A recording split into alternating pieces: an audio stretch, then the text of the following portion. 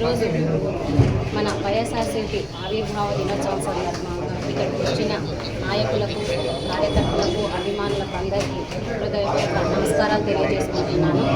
మన జగన్మోహన్ రెడ్డి గారు ఏదైతే వాళ్ళ నాన్న ఆశయాలకు అనుగుణంగా ఆయన ఆశయ సాధనలో వైఎస్ఆర్సీపీ పార్టీ సాధించారు.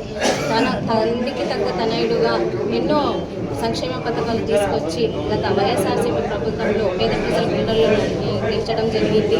అలాగే ఏదైతే మాయమాటలు చేసి చెప్పి ఈ కూటమి ప్రభుత్వం వచ్చిన తర్వాత ప్రజలను మోసం చేస్తుంది, కూటగొడుతుంది. వీళ్ళంటిని నిలదీస్తూ మళ్ళీ మా జగనన్నని ముఖ్యమంత్రి చేసుకునేదాకా మేము జగనన్న సైనికుల్లాగా కష్టపడి మళ్ళీ మా జగనన్నని ముఖ్యమంత్రి చేసుకుంటామని సందర్భంగా తెలియజేసుకుంటూ రాష్ట్ర ప్రజలకి, నంద్యాల ప్రజలకి, వైఎస్ఆర్సీపీ పార్టీ అభిమానులకి, కార్యకర్తలందరికీ ఆవిర్భావ దినోత్సవ శుభాకాంక్షలు తెలియజేస్తున్నాం. ఈరోజు ముఖ్యంగా మన జగన్మోహన్ రెడ్డి గారు వైఎస్ఆర్సీపీ పార్టీ 16వ ఆవిర్భావ దినోత్సవ సందర్భంగా మరి కార్యక్రమం ఏర్పాటు చేయడం.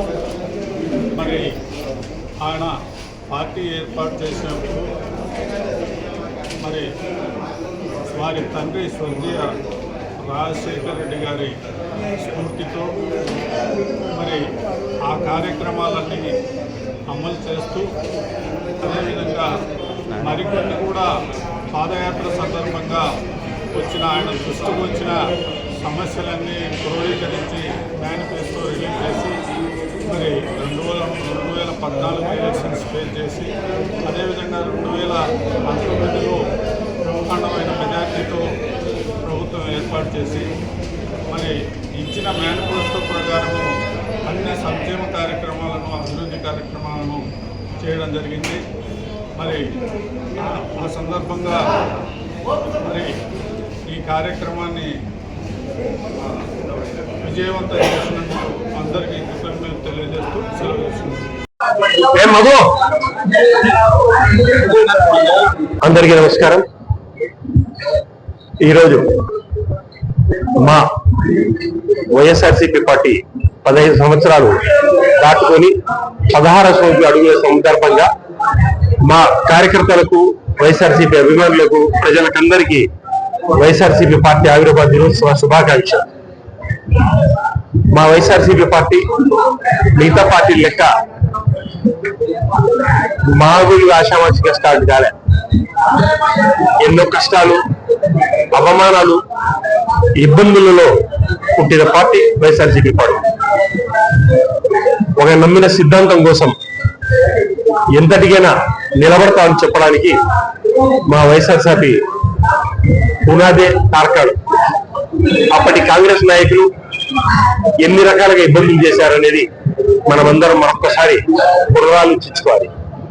నా ప్రజల కోసం, నా కోసం, నన్ను నమ్మిన కార్యకర్తల కోసం ఖచ్చితంగా నేను ఉండాలి అని చెప్పేసి ఆ రోజు పార్టీని ఆవిర్భావం చేయడం జరిగింది. ఈ రోజు వరకు నమ్మిన సిద్ధాంతం కోసం, నమ్మిన ఆశయం కోసం 100% పనిచేసిన వ్యక్తి మా జగనన్న. మనకందరికీ తెలుసు, ఎప్పుడైనా సరే ఒక ఎలక్షన్ మేనిఫెస్టోను ఖురాన్, బైబిల్, భగవద్గీత మానిన వ్యక్తి. అదే రకంగా 100% త్రికరణ శుద్ధిగా అమలు చేసిన వ్యక్తి మా జగనన్న. ఈరోజు కూటమి ప్రభుత్వం తల్లిబొల్లి వాగ్దానాలు చేసి అన్ని తుంగలో తొక్కి రాజ్యం వెళ్తాం చూస్తా ఉన్నాం. జగన్మోహన్ రెడ్డి గారు ఆ రకంగా ఎప్పుడు చేసిన పాపానదు. మేం ఎక్కడికి పోయినా ప్రజలంటా ఉన్నారు, పొరపాటు పడ్డాం, మేము మోసపోయాం, మేము ఖచ్చితంగా మళ్ళీ జగనాన్ని గెలిపించుకుంటామని చెప్తా ఉన్నాం. నేను మా కార్యకర్తలకు, మా నాయకులకు, వైఎస్ఆర్సీపీ అభిమానులకు అందరికీ చెప్పేది ఒక్కటే, రాబోయేది జగనన్న ప్రభుత్వం. మనమందరము కష్టపడి మళ్ళీ మన ప్రభుత్వాన్ని గెలిపించుకుందాం.